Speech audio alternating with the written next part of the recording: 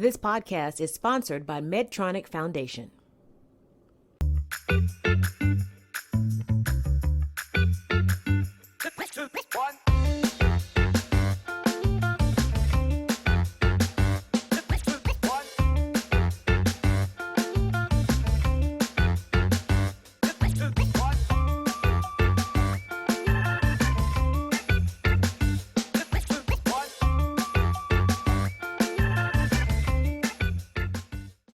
Hello, everyone. We're broadcasting downtown from Atlanta, Georgia at the Johnson STEM Activity Center. This podcast is sponsored by Medtronic. JSAC, otherwise known as the Johnson STEM Activity Center, is where students learn to design and build robots, write code, perfect their gaming skills, take computer classes, and of course, have fun. My name is Sophia Huynh, today's guest podcast host, and today I'm very excited to talk with my amazing guest about something that is prevalent to all of us in the era of modern technology and information. As we progress into the future, technology is increasingly evolving, especially in one type of technology in particular, learning and machine learning and robotics. So, today's guest is a recent graduate of Morehouse College with a degree in computer science. Since his early high school years, he has been a part of the 100 Scholars Robotics Alliance, which is supported by Dr. Lonnie Johnson and sponsored by the 100 Black Men of Atlanta. During his college career, he interned with Google and Lyft in software engineering roles and has interest in machine learning, robotics, and the impacts technology has on society. He will soon start working as a software engineer in embedded systems for cruise automation, an autonomous vehicles company. His hobbies include reading, coding, gaming, and learning about different challenges facing society today. Everyone, welcome Malik Saafir. Thank you so much for joining me today, Malik. Welcome to the JSAC STEMcast. Thank you for having me. Yeah, so to start off on our podcast, for people who might not know, in your own words, can you describe what machine learning is, today's theme? Sure. So machine learning is pretty much certain algorithms that we can program where the computer can learn how to do a certain task. So for instance, there are machine learning algorithms that are, let's say you wanted to recognize images of cats, right? You wanted to take a bunch of images and have an algorithm that can tell you whether there's a cat in this image or not. Usually without machine learning, you would have to try and hard code or come up with very strict rules on how to determine what's a cat and what's not a cat based on an image, right?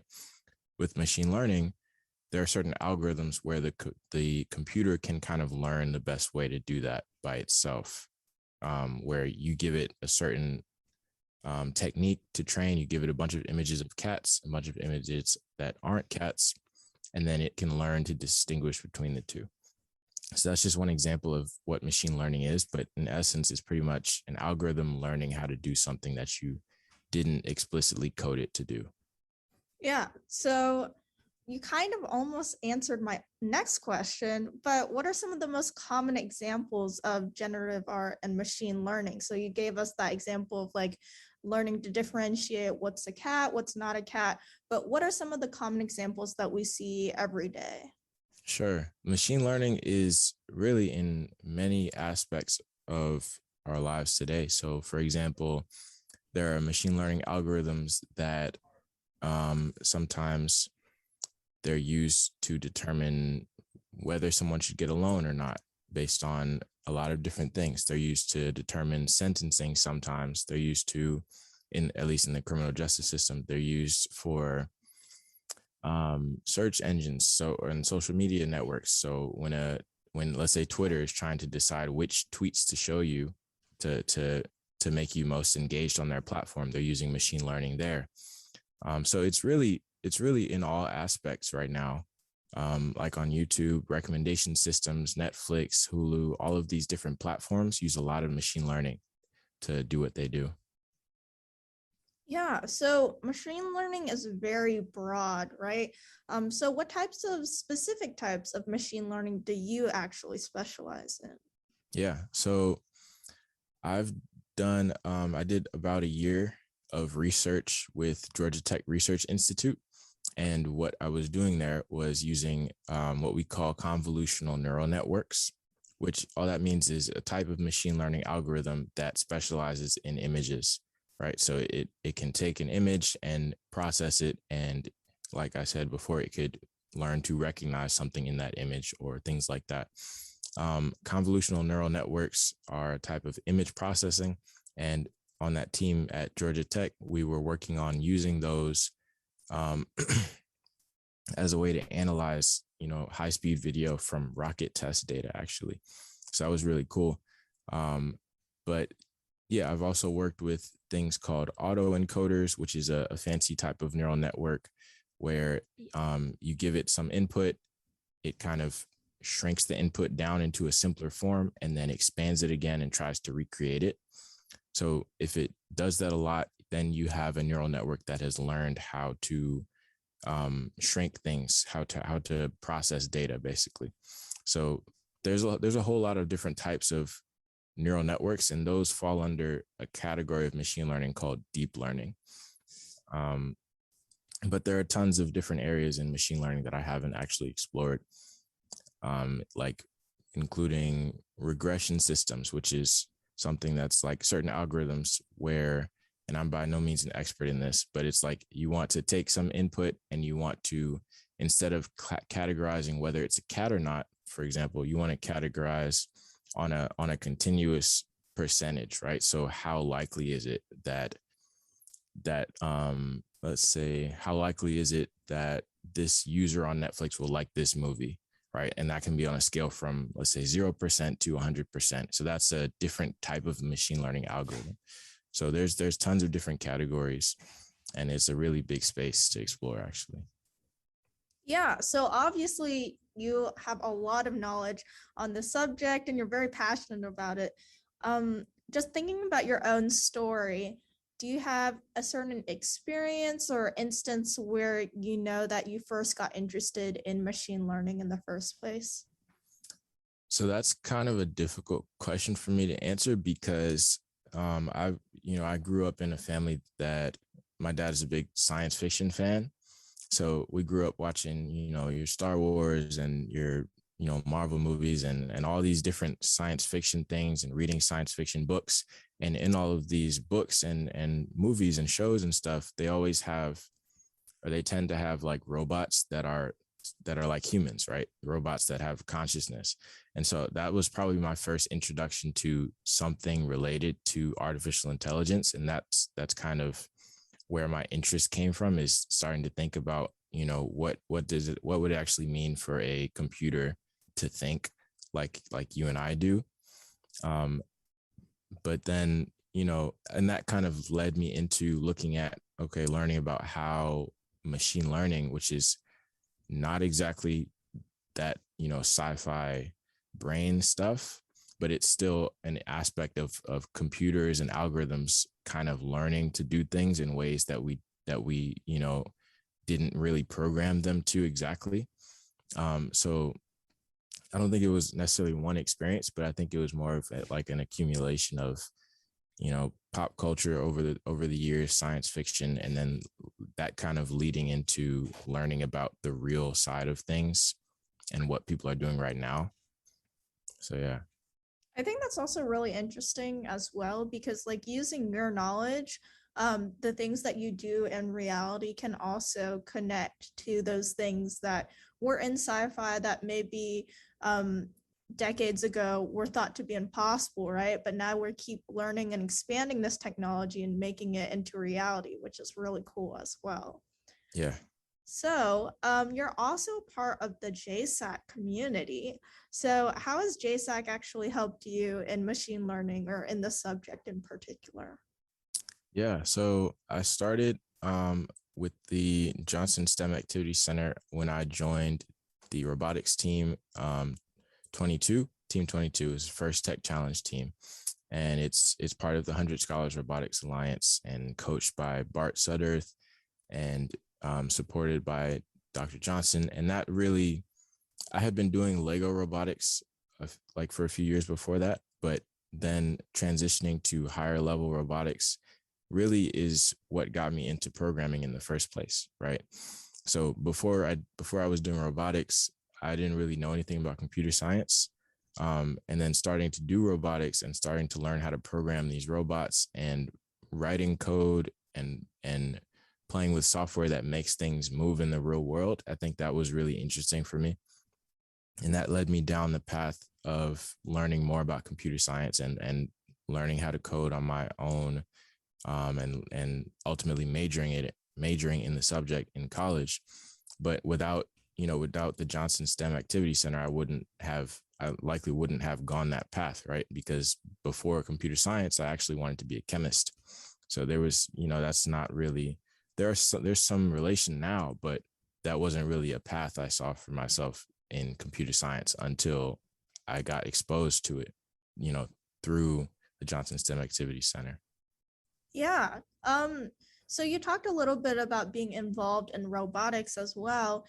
So as robotics is becoming a lot more popular now, I might ask you some questions pertaining to robotics. So I think our first question is there a certain process that you go through when building your robot? Do you have to have a certain vision? Is there an endpoint goal? What is the purpose of creating your robots? Yeah, that's a good question. So with that, it's an engineering problem, right? And there's an engineering design process, but it really starts with, what is your goal? Like, what do you want to accomplish? And in FIRST Robotics, the goal is related to the game that they release every year. But in general, there always has to be a goal for why do you want to build this robot? What do you want it to do? How do you want to do it? After you've established that, then you have to start brainstorming about, okay, how do we design something that does what we want it to do? So that's when your drawings come in. That's when your brainstorming comes in, where you're talking with your collaborators or your teammates about, okay, what about this design? How would this design work better than this other design? There's a lot of drawing and there's a lot of brainstorming in that beginning process. And then you start to take some of those ideas and try to put them into real life. So you start to try and build prototypes of different things and programs to run them.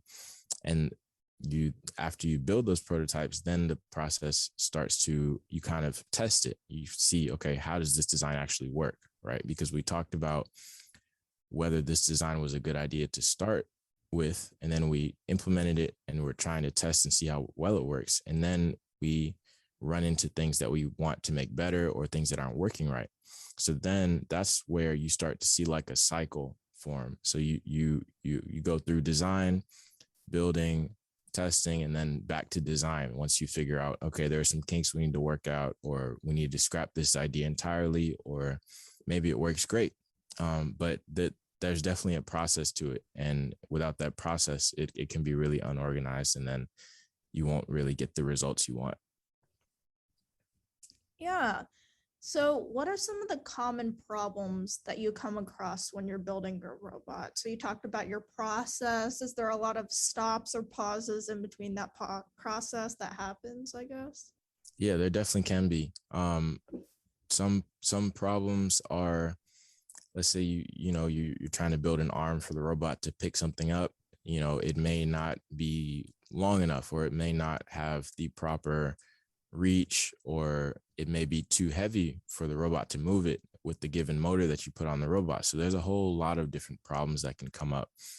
I think, and I've been taught, it's better to think about them as challenges than problems, because that kind of drives you to think about ways to fix it rather than just, oh, we have a problem, but there's a whole lot of problems. Sometimes things just break, right? And sometimes the wheels of the robot fall off and you have to put them back on. So there's a whole lot of different challenges that can arise when you're trying to build a physical thing to do what you want it to do. And it's a delicate balance, because there's a physical side and there's the software side, and you have to make them all mesh together in a way that will accomplish your goals. So, yeah.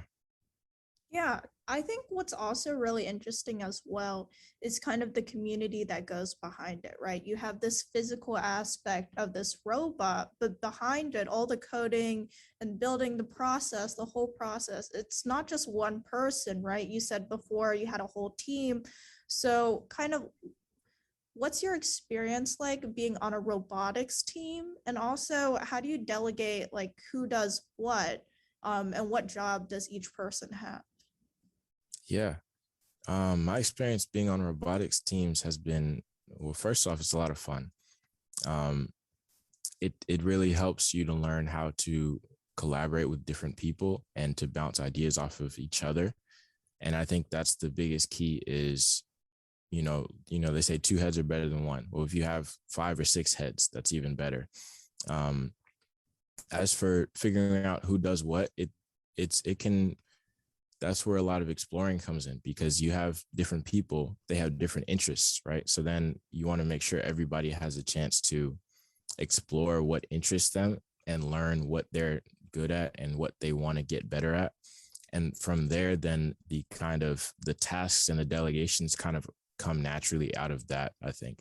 So you may have one person that's more interested in the mechanical side of things, or another person that's more interested in the programming side of things. But then that has to come from everybody exploring the different aspects of the process, at least in my opinion. So that's where delegating different tasks comes in. But it does teach a lot of collaboration, because you have to be willing to, like, for example, in the design stage, you have to be willing to listen to other people's ideas and put your own ideas out there so everybody can work together and figure out what best serves the purpose. So it becomes less about, oh, it's my idea versus your idea, and I want to do my idea because it's mine, and more about, okay, what can we all think of together that will work for what we want it to do? Yeah. So, what, in your opinion, what are some important things to know in robotics? So, what are kind of the skills or knowledge about technology or robotics in general that you should have if you want to pursue robotics? Yeah. I think that it's important to learn like mechanical skills, like being able to figure out, being able to turn screws, for example, being able to figure out where motors should go, being able to determine what makes a stable robot chassis or body of the robot, like what makes it stable, what makes it less stable. But all of those things come with experience, I think. I'm not sure that, obviously you can always take an engineering class or a physics class, and that'll help you think about forces and how robots can apply force to the environment and things like that. But I do think that it's more about just trial and error than necessarily about learning things from a class before you start trying to play with robots. Like there's a whole lot of, there's electrical engineering things to it. So you have to learn about wiring in some cases, such as with the First Tech Challenge robots or the First Robotics Competition robots, FRC. Those have a lot of electronics on them where you have to manually wire things in different directions and connect the motors to the motor controllers, connect that to the brain of the robot. Whereas with different levels of it, you have Lego robots where the wiring is a lot simpler, right? You only have to plug one thing in for each motor.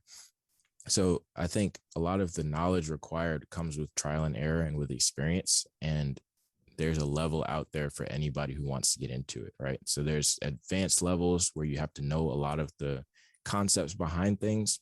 And there's less advanced levels where you can get in, as a 5th grader or a 4th grader, and you don't know anything about electronics.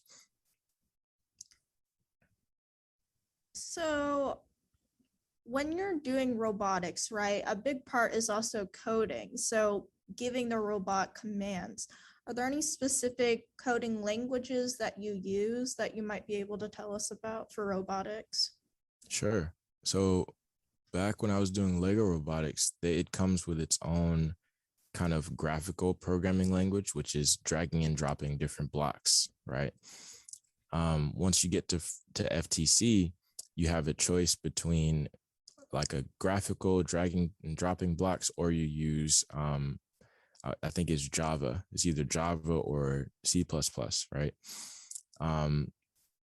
So as you go up and down in complexity and level, there's going to be different programming languages suited for your task. With that being said, I think the most important thing with programming languages is just to learn one. So start off with one. So like whether that's Python or Java or C++ or JavaScript, whatever programming language you choose to learn, it will have underlying concepts that relate to every other programming language pretty much.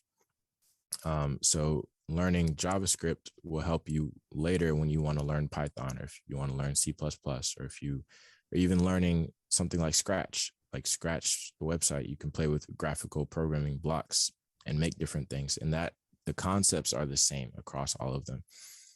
So most programming languages can be used for robotics in some way, shape, or form.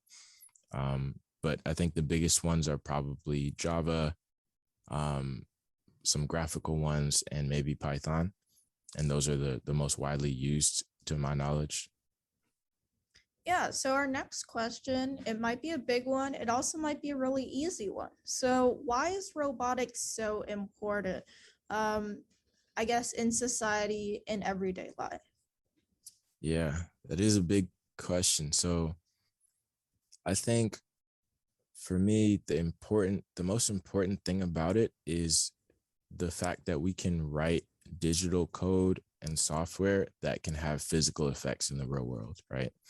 That's the biggest thing for me, because without that, it's kind of like automating different things. So a lot of the things that robots do in the real world are things that humans can do and have done, right? So whether that's robots that are rescuing people in, burning buildings or something like that, or robots that are on assembly lines, or all kind of automated machines are things that humans have done. But us being able to do them with a machine and being able to program it to do that, one, it can make the job a lot easier for the humans involved. Two, it can take a lot of the danger away. So it's a lot easier to have, let's say you had a robot that was fighting fires. It's a lot safer than having humans fighting fires. Or robots driving cars even is a lot, they have the potential to be a lot safer than humans driving cars, which is prone to a lot of error. But really, it's, for me, robotics, the biggest thing about it is improving quality of life for people. So taking things that humans have done and making them more efficient or making them better in a way that we can control via a machine is really powerful. Yeah, so in pop culture and media, there's a lot of different films or references to kind of the autonomy of robots. So the top of my head, I have like iRobot with Will Smith and The Terminator, and those are just kind of some of the examples. So as someone who's kind of a part of the robotics world, software engineering, what's your take on robotics and how it's portrayed in the media? Do you think that's a likely future that we have? Uncertain, you never know. Like, what's your take on that? Yeah, I think that while it is possible that we could end up with like sentient, conscious machines at some point, I don't think we're anywhere close to that right now, right? So the state of artificial intelligence and robotics, the state of cognitive science, which is studying, thinking and thought processes and neuroscience and stuff, we don't really have that much of a grasp on what consciousness actually is for us to make something that's like in these movies where you have like Star Wars, for example, C-3PO and R2-D2 are autonomous. They make decisions. They have emotions. They have all these things that humans have. And with the state of AI today, we don't know how to get to that point. We don't even we're not even sure that it's completely possible. Like there's a healthy debate. There's been a debate for years and years on this subject. And it's a lot of it is in philosophy, a lot of it is in science fiction, but I think that in trying to get to something that's similar to that, we also have to think about the moral and ethical questions. Like, should we make something that's like C-3PO? What are the ethical consequences of making a robot conscious, even if we could, right? So I think there's a lot of healthy debate going on, but I don't think we're anywhere close to that right now. Yeah, so in your bio, you've interned at many well-known corporations such as Google and Lyft. So I just kind of want to know, like, what were your experiences like interning there, and what do you do for your internships? Sure. So yeah, I interned with Google twice, and then I interned with Lyft in the last summer of my college career. With my first Google internship, I was working on one of their teams that works on a framework or some code that they call gRPC. And all gRPC is an open source framework. That means anybody can use the code if they want to, openly for free. And it facilitates like server client communications. So different platforms use it for server client things, like Netflix, for example, uses gRPC. So my project was essentially adding a new feature to it with another intern that was my partner, and we were working in C++. And the goal was to there are certain files that gRPC uses to authenticate communications. So to make sure that a server is who the server says it is in communication. So you're not, communicating to the wrong place or sending data to the wrong person or things like that. And then those files have to be updated every so often. And the people on the team at Google would have to manually update their code when those files got updated at Mozilla, which is where they came from, which is the company that made Firefox, the browser. So our project was to make sure that was to add a feature so that the code for gRPC could use those same files from the operating systems of the computers that it was on, instead of waiting for the people at Google to update the code every time. The experience was really cool. Being able to work with a team of, talented and experienced engineers working on a thing that people actually use was really cool for me. That was, my first internship, first time ever working on something that wasn't related to either robotics team or to school. And the overall experience besides the work was really great too. Google and other tech companies are kind of well known for treating their employees, for giving a lot of perks to their employees, basically. So there's, free food, breakfast, lunch, and dinner. They have gyms and all this kind of stuff. So it was a lot of fun for me. My next summer, I was doing some more work with Google. This time it was in Python, and I was working on writing some tools for the engineers on the Google Assistant infrastructure team. So they write the code that supports the Google Assistant, so the voice assistant. And I was writing tools to help them, fix some problems in their code. With Lyft, my third internship, I was working in Python again, and I was working with the team that writes the code for the systems that pick where people get picked up. So let's say you call a ride on the Lyft app from a certain place, they have to pick where to send the driver to get you. So in the process of doing that, one of their metrics was how far away the pickup locations are. Like there's a lot of different potential pickup locations that they have in their database. So they were kind of ranking those different pickup locations based on how far they were from the rider, basically. But sometimes the closest pickup location is not necessarily the best one, right? So it could be across a very busy, for example, and it's going to be hard to get to that pickup spot, right? Or it could be on the other side of a building that you just came out of, and it's going to take a while for you to get around it, and you can miss your ride. So my project was to make the system consider how far the person would actually have to walk, right? Because sometimes the distance between point A and point B is shorter than the distance you would actually have to take to walk there, right? Because you may have to walk to a corner and then cross and then walk down to the location. So yeah, that was pretty much what my project was, and it was pretty successful. We saw decreases in ride waiting times, so it was really cool being able to see code that you write affect things in the real life, in the real world, and affect people's lives like that. So it was really fun.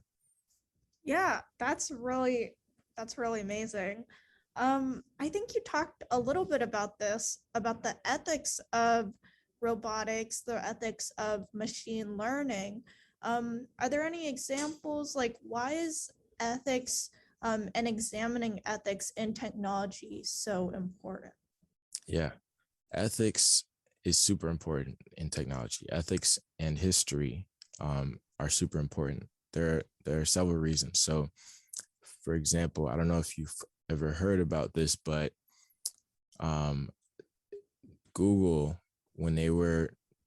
faced some backlash at a certain point, because when you would search for images of like, even if you go on Google and you search beautiful woman, right, in the images tag, all of the results are white women for the most part. And that plays into the historical discrimination against people of color and people with darker skin in this country. Another thing is, let's see. So people have used machine learning algorithms in predictive sentencing in the criminal justice system. So they give data about a person that committed a crime, and they're trying to predict how likely it is that that person will commit another crime if they're released or something like that. And those systems have shown to have a lot of bias against Black people and people of color. And this is the reason for this, is that when you're training a machine learning algorithm, you have to train it with existing data, right, for it to learn how to do what you want it to do. If that existing data has bias in it, as a lot of historical data does, especially in the criminal justice system, then the algorithm that comes from it, the algorithm that you train with that data, is also going to reinforce and uphold those same biases.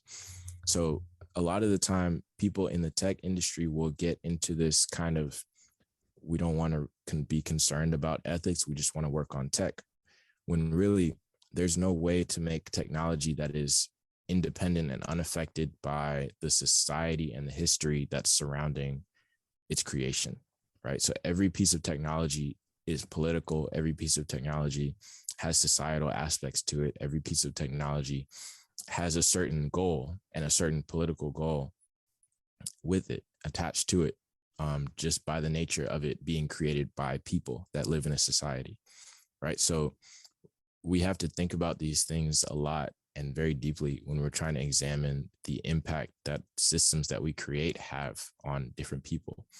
I'm trying to think of other, I just saw an article the other day that was talking about how when a Black person calls an Uber and a white person calls an Uber, they get different prices. The Black person will get higher prices than the white person calling an Uber. And that's because the data that Uber uses for its pricing algorithms, because they have machine learning algorithms that determine how much to charge, those algorithms were trained on data.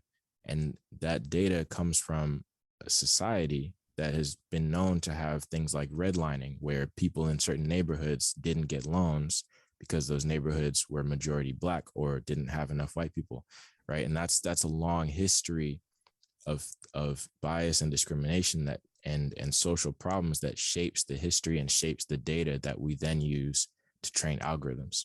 So we can't expect algorithms to not have bias in them if we're training them with biased data, and if we don't have people from all kinds of diverse backgrounds working on these algorithms. Because if you have a bunch of people in the room, a bunch of software engineers working on a certain algorithm, and none of them have ever experienced certain types of discrimination, they're not going to know to look for it, right? Unless they actively try and educate themselves on different issues. So that's why it's really important that we have several people in the rooms that are making these technologies. And I know that was a long answer, but it's something I think a lot about, and it's really important, I think, if we're trying to make a better world. Definitely. I think it was a really great point where you talked about how everything is interconnected within technology. So a lot of people, when they think about technology, it's kind of separate from the idea of society or the societal impacts that it implicates, but really both of them are interconnected, right? So we're talking about ethics, the importance of ethics in technology, and its impacts on it. So for our very last question, what is your personal hope how machine learning and robotics are going to be used in the future? Yeah. Well, I think the biggest thing I would hope for is that the benefits of new technologies and robotics and machine learning are distributed evenly, among people in society, and are used to help people that are discriminated against, or that have the least opportunity, or that have little resources, to help make society more equal. Basically, I think that should be the biggest use of technology. That's what I hope. And I hopefully aim to be one of the many people trying to make that happen.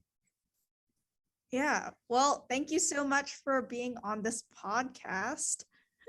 Thank you so much for having me. It's been great. Yeah. So for everyone, thank you so much for watching. Without listeners and viewers like you, this podcast is not possible. So to learn more about JSAC, see previous episodes, stay tuned for our next episodes in the future. Visit the website www.johnsonstem.org. Thank you so much and goodbye.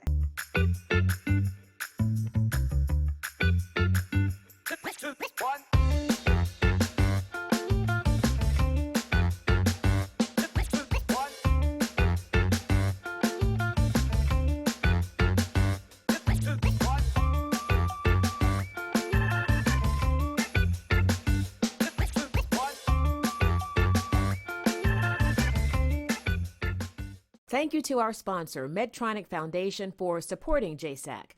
For more information on the Johnson STEM Activity Center, head to www.johnsonstem.org.